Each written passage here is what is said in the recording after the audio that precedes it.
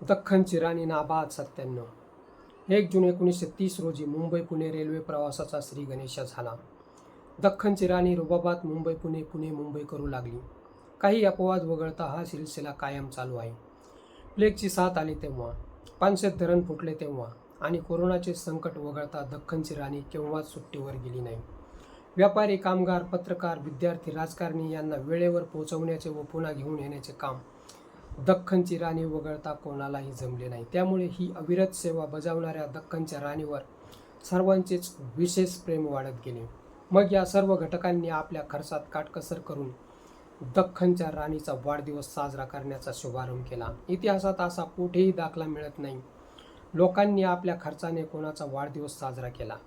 अपवाद फक्त दख्खनची राणी होय. त्यामुळे 1 जून रोजी जवळपास अर्ध्या महाराष्ट्राचा वाढदिवस दख्खनच्या राणीच्या वाढदिवसाचा केक कापताना साजरा होतो.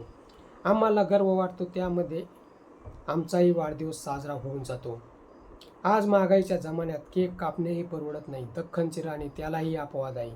प्रवासी बांधवांचे एवढे प्रेम आहे की पैशांचे महत्त्व येथे नक्कीच फिके पडते. दख्खनची राणी व प्रवासी बांधवांचे ऋणानुबंध असेच वाढत जावो.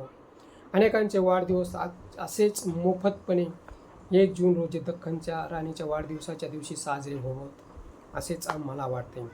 मित्र, हा व्हिडिओ कसा वाटला ते कमेंट बॉक्समध्ये सांगा आणि दख्खनच्या राणीवर आपले किती प्रेम आहे तेही कमेंटमध्ये व्यक्त करा आणि आमचा ॲक्शन मराठी चॅनलला सबस्क्राईब करा.